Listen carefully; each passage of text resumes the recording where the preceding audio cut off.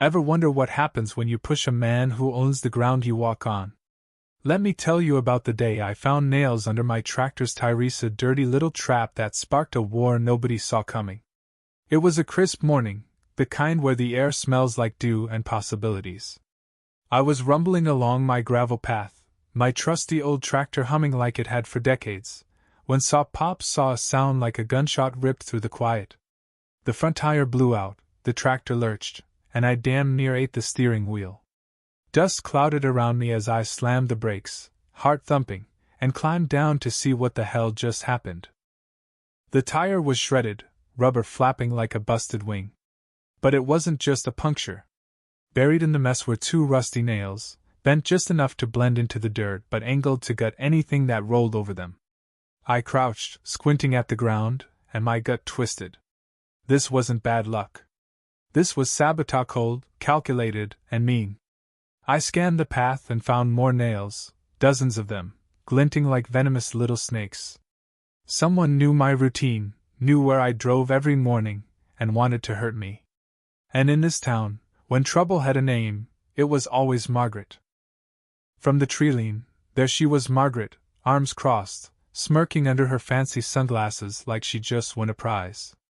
Her pristine HOA neighborhood butted right up against my land, and ever since I parked my tractor near the road to let it cool, she'd been on a mission to make my life hell. She strutted over, heels clicking like a countdown, stopping at the invisible line between her world and mine. "Rough morning, Sheriff?" she cooed, voice dripping with fake pity. "Maybe time to junk that old heap before someone gets hurt." I tipped my hat, forcing a grin that didn't touch my eyes. She didn't deserve my words, not yet. She rambled about property values, HOA standards, how my tractor was an eyesore. I knelt by the tire, pretending to listen, but my mind was already 3 steps ahead. I had the law, the land, and the patience to bury her. She flounced off, tossing threats about fines and her HOA's wrath. I waited until her golf cart vanished, then called Deputy Harris.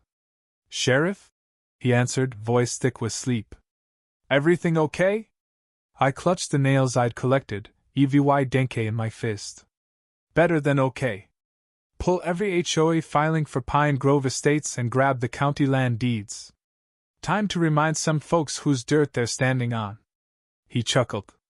"On it, boss." I pocketed the nails and stared at my wounded tractor. This wasn't about a tire. It was about respect. Margaret had just picked a fight with the wrong man. By noon the next day, my kitchen table was buried under documents, coffee steaming beside me. The deeds were old, but ironclad me family had owned this land since it was just fields and coyotes. When developers built Margaret's gated community, they bought only enough for their houses, leaving my property untouched. The road they used to get to their fancy entrance. Mine. A handshake deal from my grandpa's day, revocable whenever I damn well pleased. The HOA filings were gold. Margaret's board assumed they owned the road because they mowed the grass and fixed the lights. No easements, no taxes paid. They'd been trespassing for years. For someone so obsessed with rules, Margaret was sloppy. Harris dropped by with survey maps and news. Margaret had filed an HOA violation against me, claiming my tractor was a hazard and demanding due law $5,000 in fines. I snorted. She thought she could bully me with paper. Harris grinned. "She filed it with the county clerk by mistake. It's public record now. You could countersue for harassment." I laughed, the kind that shakes your bones. We spent the next hour marking property lines, triple-checking every inch. Then I called the print shop for signs, bright yellow, black letters screaming, "Private property, no trespassing, sheriff enforced." By dawn, I was hammering them into the ground, each thud a middle finger to Margaret's empire. My tractor sat proud, sporting new tires, courtesy of the county. Damaging a sheriff's equipment came with perks when the evidence was this clear. Margaret didn't make me wait. By 10 a.m., her SUV screeched up just past my property line. She stormed out, face red, yanking at a signpost sunk 3 feet in concrete. She cursed, oblivious to my deputies watching from across the field, sipping coffee like it was a show. I strolled over, hands in my pockets. Morning, Margaret. Nice day, huh? She spun, while viewing a crumpled paper. You can't claim public roads. This is illegal. I raised an eyebrow. Public? You mean my private driveway you've been trespassing on for 20 years? She froze, mouth flapping. I handed her a folded document.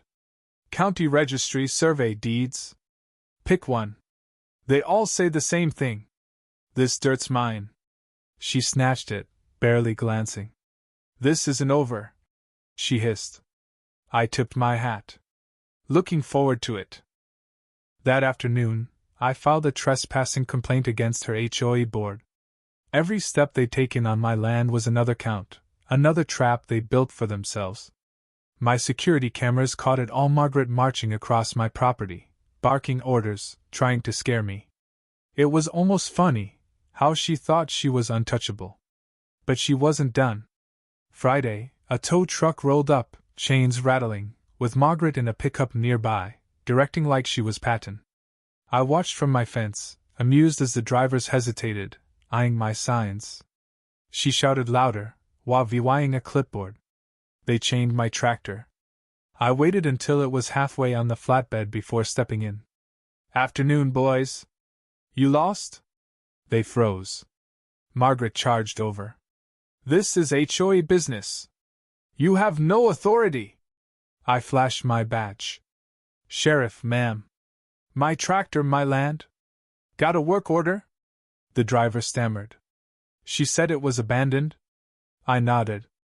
She mentioned tampering with sheriff's equipment is a felony? Their faces paled.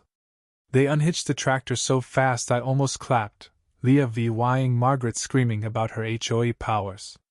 I recorded every word, then turned to her. Hire a lawyer. You'll need one. Whistling, I walked away as she peeled out in a cloud of dust.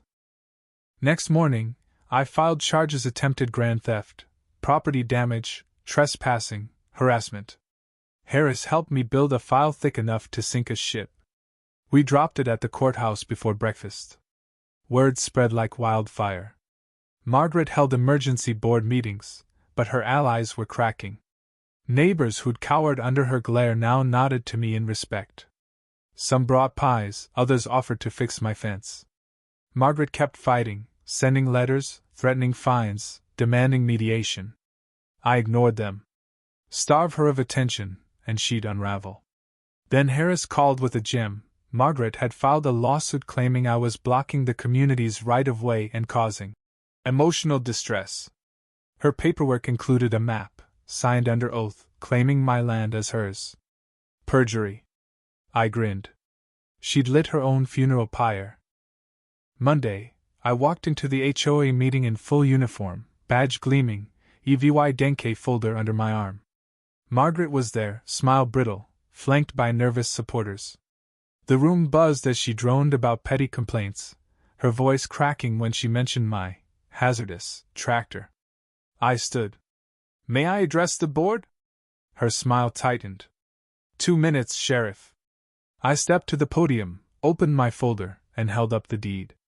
Bought by my grandfather in 1952. Never sold. Still mine. Murmurs spread. I showed the survey. This road, the grass, where my tractor sits, all private property. More murmurs. I flipped through photos: HOA members trespassing, damaging my land, filing false claims. The room got louder. Then I held up her lawsuit. A false filing, signed under oath. That's criminal. Margaret leaped up. You're twisting this. It's a community matter. I faced her. You lied under oath, organized illegal towing, trespassed, and tried to find me on my own land. That's not community. That's crime. Silence hit like a brick. I stepped forward. I've filed charges.